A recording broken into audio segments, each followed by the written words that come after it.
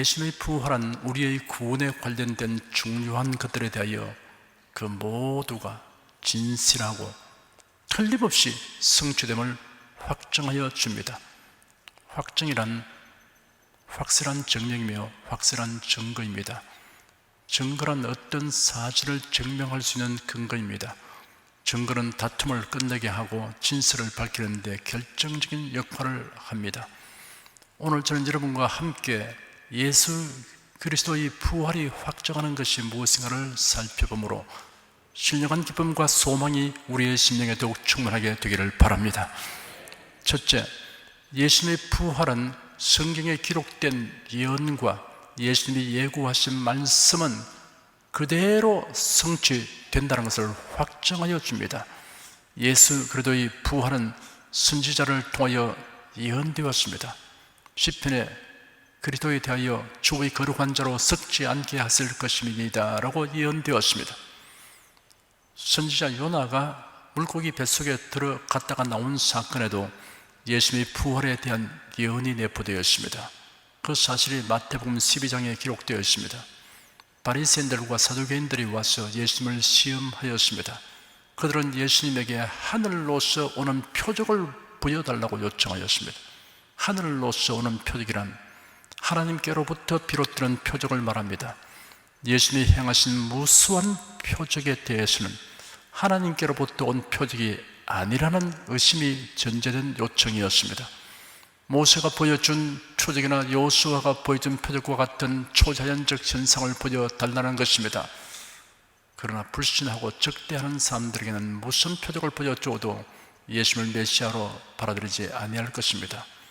믿지 아니하려고 작심한 사람에게는 무슨 말을 하고 증거를 제시해도 소용이 없습니다. 예수께서 그들의 완고한 심령 상태에 대해 탄식하시면서 대답하셨습니다. 너희가 저녁에 하늘이 붉으면 날이 좋겠다 하고 아침에 하늘이 붉고 흐리면 오늘은 날이 굳겠다 하나니 너희가 천기는 분별할 줄 알면서 시대의 표적은 분별할 수 없느냐 하셨습니다. 그들이 하늘로서 오는 표적이라고 말한 데 대하여 예수님은 너희가 천기는 분별하면서 어찌 하나님께서 각 시대를 통해 보여주는 표적을 분별하지 못하는 것이냐라고 반문하신 것입니다. 성경에 예언된 대로 그들의 시대에 메시아가 세상에 오셨습니다. 그리고 사람들에게 예수님이 메시아라는 사실을 알 수 있는 많은 표적들을 행하셨습니다. 예수님이 그들에게 대답하시기를 악하고 음란한 세대가 표적을 구하나 선지자 요나의 표적밖에는 볼 표적이 없느니라. 요나가 밤낮 사흘을 큰 물고기 뱃속에 있었던 것 같이 인자도 밤낮 사흘을 땅속에 있으리라 하였습니다. 요나가 사흘간 물고기 뱃속에 있다가 나온 것처럼 예수께서 십자가에 못 박혀 대속의 죽음을 죽으시고 사흘 만에 부활하게 되실 것을 예고하셨습니다. 그리고 이보다 더 확실한 표적이 없을 것을 말씀하신 것입니다. 예수님은 성전을 비유하여 자신의 부활을 예언하신 적도 있습니다. 어쨌든 성전은 건축물로서의 의미보다 예수 그리스도를 가리키는 것이라는데 더 큰 의미가 있습니다.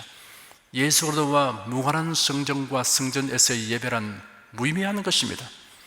예수님이 유대인들에게 이 성전을 헐라 내가 사흘 동안에 일으키리라 라고 말씀하신 의미는 예수께서 유대인들에 의하여 죽임을 당하실 것과 사흘 만에 다시 살아날 것을 예고하신 것입니다.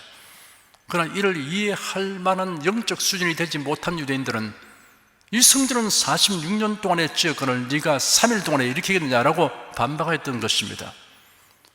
성령의 가르침을 받지 못하면 신령한 것을 이해할 수 없습니다. 멀리 있는 별은 만원경 없이 보지 못하고 미세한 것들은 현미경 없이 보지 못하는 것과 같습니다. 예수님의 제자들조차도 이 성전을 헐라 내가 사흘 동안에 일으키리라 하신 예수님의 말씀을 이해하지 못하였습니다. 예수님이 십자가에 못 박혀 죽으시고 장사되었다가 무덤에서 다시 살아나신 후에 비로소 그 말씀이 예수님의 죽음과 부활에 대한 예언이었다는 것을 믿게 되었다고 기록되어 있습니다. 예수는 십자가에 못 박히기 수일 전부터 그의 제자들에게 여러 번 자신이 예루살렘에 올라가 장로들과 대장들과 서기관들에게 많은 고난을 받고 죽임을 당하고 제3일에 살아나야 할 것을 말씀하셨습니다. 예루살렘에서 마지막 만찬 후에 감람산으로 가시면서도 말씀하시기를 오늘 밤에 너희가 다 나를 버리리라. 기록된 바 내가 목자를 치리니 양의 떼가 흩어지리라 하였느니라. 그러나 내가 살아난 후에 너희보다 먼저 갈릴리로 가리라 하였습니다. 그리스도의 죽음과 부활에 대하여 선지자들의 예언과 예수님이 하신 말씀은 틀림없이 그대로 성취된다는 것이 예수님의 부활로 확정되었습니다. 이로 인하여 우리는 성경의 모든 예언이 반드시 다 성취된다는 것을 확신할 수 있습니다.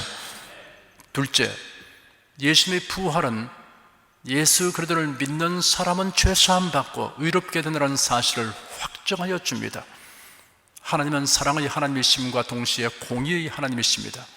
죄인을 사랑하시나 죄는 미워하십니다. 그래야 죄인을 구원하시려고 독생자를 이 생에 보내셨던 것입니다. 예수 그리스도는 우리의 죄를 담당하여 형벌을 받아 죽으셨습니다. 그러나 예수께서 다시 살아나지 못하셨으면 예수의 죽음은 대속의 죽음이 아니요 선량한 사람의 죽음에 불과할 것입니다. 만일 그리스도께서 부활하지 못하셨다면 그 십자가의 고난과 죽음은 공연한 헛수고에 불과한 것이 되고 맙니다. 왜냐하면 죽음은 죄에 대한 형벌이기 때문입니다. 하나님을 거역하고 범죄한 결과는 죽음이라고 하나님이 아담에게 알리셨습니다. 동상 각종 나무의 실과는 네가 임의로 먹되 선악을 알게 하는 나무의 실과를 먹지 말라. 네가 먹는 날에는 정령 죽으리라고 말씀하셨습니다. 이를 알고도 인류의 성 아담과 하와는 마귀의 깨임을 받아 범죄하였고 그 결과 세상에 사망을 끌어들인 장본인이 되고 말았습니다. 로마서 장 12절에는 이러므로 한 사람으로 말미암아 죄가 세상에 들어오고 죄로 말미암아 사망이 왔나니 이와 같이 모든 사람이 죄를 지었으므로 사망이 모든 사람에게 이르렀느니라 하였습니다. 예수는 우리 죄를 담당하여 십자가에 못 박혀 죽으셨던 것입니다. 그러나 예수님이 사망을 이기고 부활하셔야만 인간의 죄가 성공적으로 완전히 사해졌음을 확정하게 됩니다. 죄의 크고 작음이라든지 많고 적음에는 차별이 없습니다. 하나님 보시기에는 모든 죄가 다 중대한 것이며 수록 단 한 가지 죄밖에 없다고 하더라도 그 죄의 삭선 사망입니다. 그렇기 때문에 예수님이 우리의 죄 가운데 단 한 가지라도 해결하지 못한 것이 있으면 무덤에서 부활하지 못하시고 사망에 매여 있게 됩니다. 이에 관하여 사도 바울은 기록하기를 그리스도께서 만일 다시 살지 못하셨으면 우리의 전파하는 것도 헛것이요 또 너희 믿음도 헛것이며 라고 하였으며 그리스도께서 다시 사신 것이 없으면 너희의 믿음도 헛되고 너희가 여전히 죄 가운데 있을 것이요 또한 그리스도 안에서 잠자는 자도 망하였으리니 라고 하였습니다. 만일 예수님이 무덤에서 다시 살아나지 못하셨다면 예수님의 십자가에서의 죽음은 단지 비극적인 죽음에 불과한 것이며 공자나 석가나 마호메트보다 더 나을 것이 하나도 없을 것입니다. 그런데 공자의 무덤은 산둥성 곡부시 공림에 있고 석가의 시신을 화장하여 나온 사리는 세계 유명 절간에 있으며 마호메트의 무덤은 메카에 있으나 예수의 무덤은 빈 무덤입니다. 다시 살아났기 때문입니다. 사람들의 무덤에는 흔히 비석을 세우고 죽은 자의 이름과 사망일, 그의 행한 업적 같은 것을 새겨놓기도 하고 여기 아무개가 누워있다라고 새겨놓습니다. 그러나 예수의 무덤에는 비석에 새긴 글 대신 천사의 외침만이 있었습니다. 안식 후 첫날 새벽에 막달라 마리아와 요한나와 야고보의 어머니 마리아가 그 준비한 향품을 가지고 예수의 시체에 바르기 위하여 무덤으로 갔습니다. 여인들은 무덤을 막은 돌이 이미 옮겨져 있는 것을 보고 안으로 들어가서나 예수님의 시체는 보이지 않았습니다. 그래서 그들이 어떻게 해야 할지 모르고 있었습니다. 그때 빛나는 옷을 입은 두 사람이 그들 앞에 나타났습니다. 여인들이 두려워 엎드려져 얼굴을 땅에 대고 있는데 빛나는 옷을 입은 사람들이 말했습니다. 어찌하여 너희들은 살아계신 분을 죽은 자들 가운데서 찾고 있느냐? 그분은 여기 계시지 않고 다시 살아나셨다. 갈릴리에 계실 때 너희들에게 하신 말씀을 기억해보라. 인자가 죄인들의 손에 넘겨서 십자가에 못 박히고 3일 만에 부활해야 한다라고 말씀하셨다 하였습니다. 예수님은 과연 부활하셨습니다. 무덤에서 다시 살아나셨습니다. 그러므로 그리스도의 부활은 그를 믿는 사람의 모든 죄가 성공적으로 그리고 완전히 해결되었음을 확정하는 것입니다. 예수 그리스도의 부활은 그의 십자가 위에서 다 이루었다 라고 외치신 말씀의 신실함을 입증하는 완전한 증거가 되는 것입니다. 로마서 4장 25절에는 예수는 우리 범죄함을 위하여 내어줌이 되고 또한 우리를 의롭다 하심을 위하여 살아나시느니라 라고 기록되었습니다. 그러므로 오늘날 인간을 정죄하는 죄, 멸망받을 수밖에 없도록 하는 유일한 죄는 다만 부활하신 예수를 믿지 않는 죄입니다.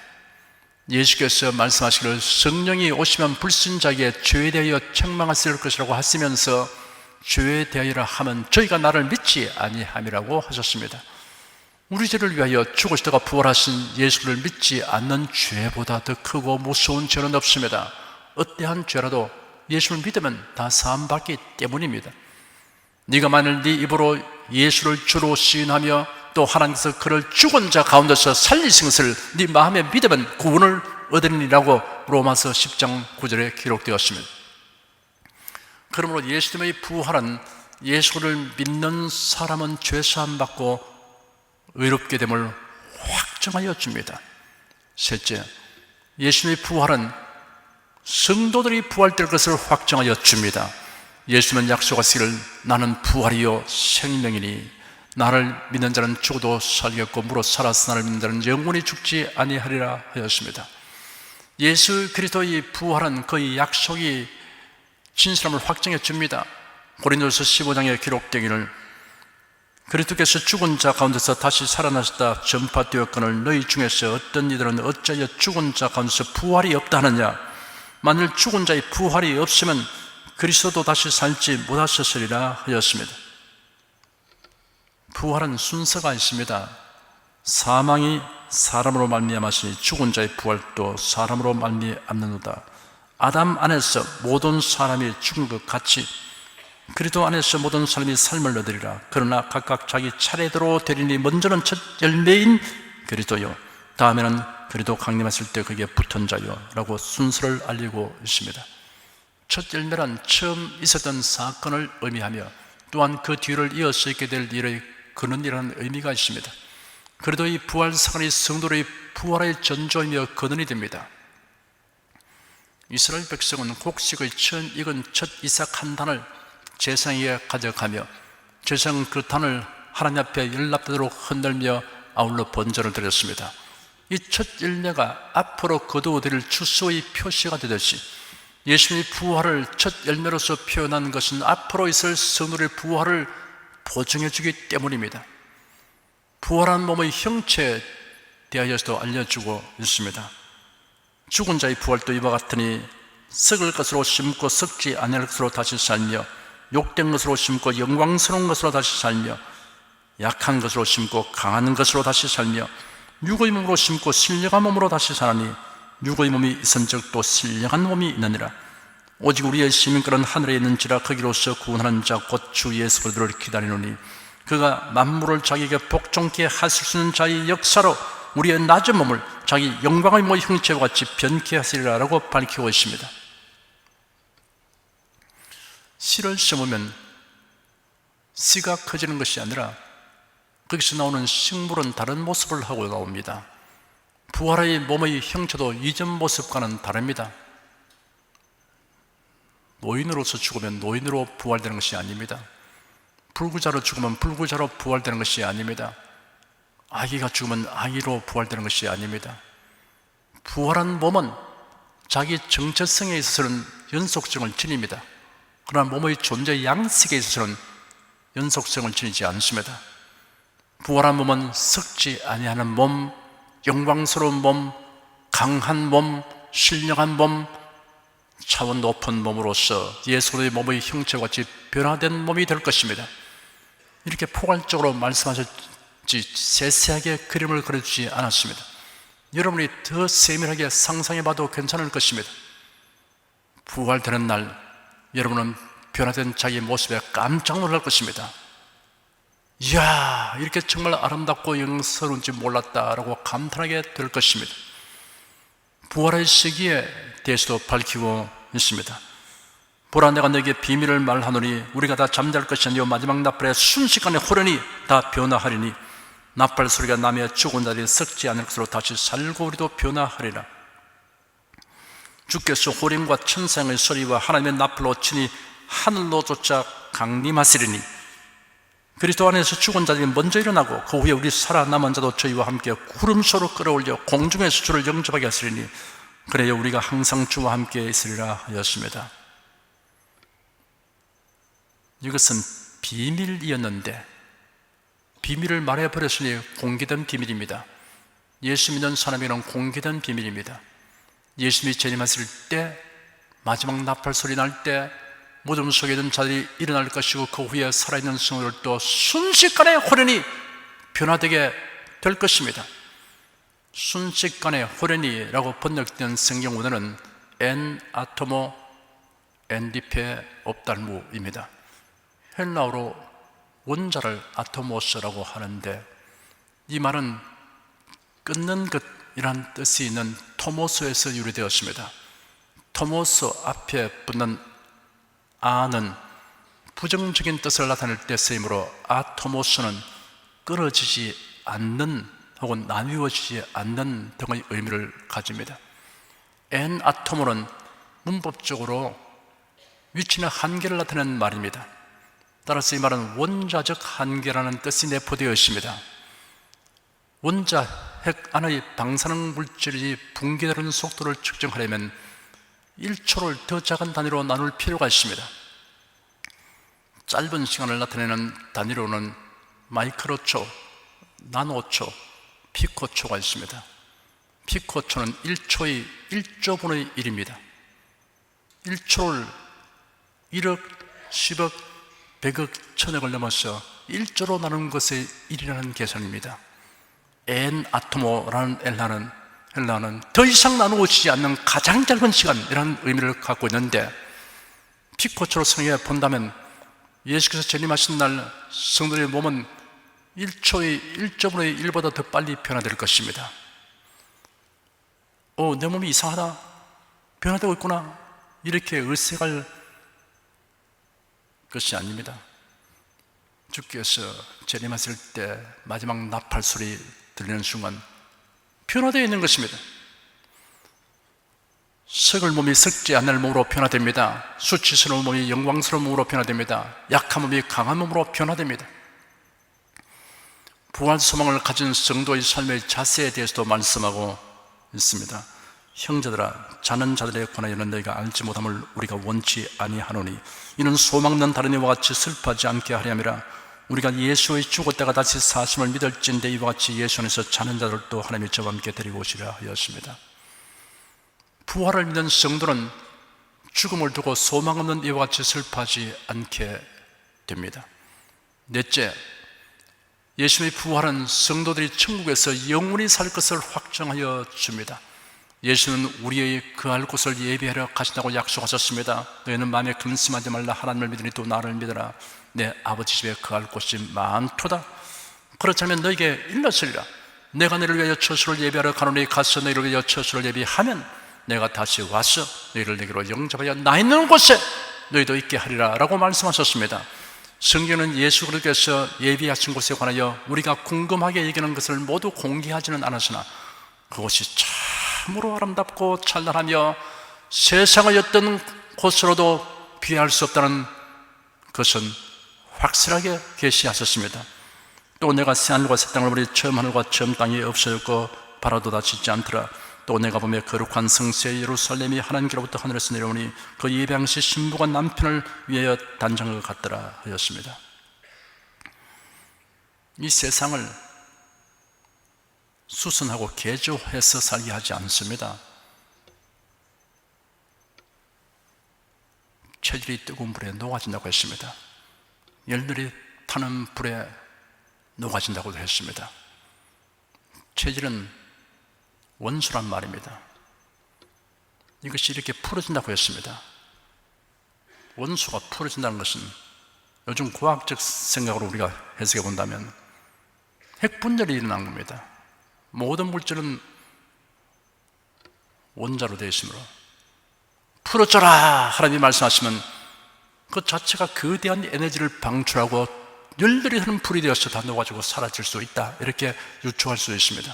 어쨌든 하나님께서 옛 세상은 다 사라지게 하고 전에 없던 시간적으로나 질적으로나 완전히 새로운 하늘과 새 땅을 도래게 하시고 마치 신부가 남편을 위하여 단장했던 새 예루살렘 성이 임하게 될 것입니다. 성령으로 나를 데리고 크고 높은 산으로 올라가 하나님께로부터 하늘에서 오는 거룩한 성 예루살렘을 보이니 하나님의 영광이 있으며 그 성의 빛이 지극히 귀한 보석 같고 배옥과 수영같이 막더라. 크고 높은 성곽이 있고 12문이 있는데 그 성곽은 배옥으로 사였고 그 성은 정금인데 맑은 유리 같더라. 그 12문은 12진열이 문마다 한 진주요 성의 길은 맑은 유리 같은 정금이더라. 또 저가 수영같이 맑은 생명수의 강을 내게 보이니 하나님과 및 어린 양의 보좌로부터 나서 길 가운데로 흐르더라. 강 좌우에 생명나무가 있어 12가지 실과를 맺히되 달마다 그 실과를 맺히고 그 나무 잎사귀들은 만국을 소성하기 위하여 있더라. 다시 저주가 없으며 하나님과 그 어린 양의 보좌가 그 가운데 있으니 그의 종들이 그를 섬기며 그 얼굴을 볼 터이요 그의 이름도 저희 이마에 있으리라. 다시 밤이 없겠고 등불과 햇빛이 쓸데없으니 이는 주 하나님이 저에게 비추심이라. 저희가 세세도록 왕노릇하리로다. 이러한 말씀에 다른 설명을 부과한다는 것이 불필요합니다. 예수의 부활은 천국이 실제한다는 것을 확정하여 줍니다. 그 사실을 베드로 사도는 다음과 같이 기록했습니다. 찬송하리로다. 우리 주 예수 그리스도의 아버지 하나님이 그 많으신 긍휼대로 예수 그리스도의 죽은 자 가운데서 부활하심으로 말미암아 우리를 거듭나게 하사 산 소망이 있게 하시며 썩지 않고 더럽지 않고 쇠하지 아니하는 기업을 있게 하시니 곧 너희를 위하여 하늘에 간직하신 것이라. 성경에 기록된 모든 예언은 진실합니다. 예수를 믿는 모든 사람이 죄사함 받고 의롭게 됩니다. 성도는 예수님의 재림 때 모두 부활하게 됩니다. 성도는 천국에서 영원히 주님과 함께 살게 됩니다. 무엇으로 이를 증명합니까? 그 증거가 무엇입니까? 라는 질문에 대한 우리의 할 말은 예수님이 부활하셨습니다 라는 대답입니다. 사랑하는 성도 여러분, 죄인을 위하여 죽으시고 부활하신 예수를 믿습니까? 변함없이 사랑하십니까? 여러분, 예수의 부활로 인하여 확정된 모든 것을 향유하며 기대에 가득 찬 마음으로 살아가시기를 축원합니다. 기도하겠습니다. 허물과 죄로 죽었던 우리를 예수님의 구속으로 말미암아 죄사함 받고 새 생명을 받아 하나님의 자녀로 거듭나게 하신 아버지 하나님께 감사드립니다. 사람의 지혜와 능력으로는 해결할 길이 전혀 없는 죄와 사망을 예수 그리스도의 대속과 부활하심으로 성공적으로 완전하게 해결하여 주신 하나님께 감사드립니다. 예수의 재림시에 부활하여 신령한 몸을 입고 천국에서 영원히 주님과 함께 살도록 은총을 내보신 주 하나님께 감사드립니다. 부활의 영이신 성령께서 임하셔서 신령한 은사를 우리에게 충만하게 부어 주시옵소서. 우리가 권능을 받아 열정적으로 부활의 복음을 전파하는 증인이 되게 하여 주시옵소서. 공의로우시고 진실하신 하나님, 우리 나라를 보살펴 주시옵소서. 공의와 진실을 사랑하는 국민을 보호해 주시고 굳세게 하여 주시옵소서. 불의하고 거짓된 자들이 도모로 리스인 것이 되게 하고 헛사가 되게 하여 주시고 사악한 무리들의 괴계가 그들의 함정과 덫이 되게 하여 주시옵소서. 북한의 자유의 물길이 뒤덮게 하시고 부활의 복음이 전파되는 날이 속히 오게 하여 주시옵소서. 우리 주 예수 그리스도의 이름으로 기도드립니다. 아멘.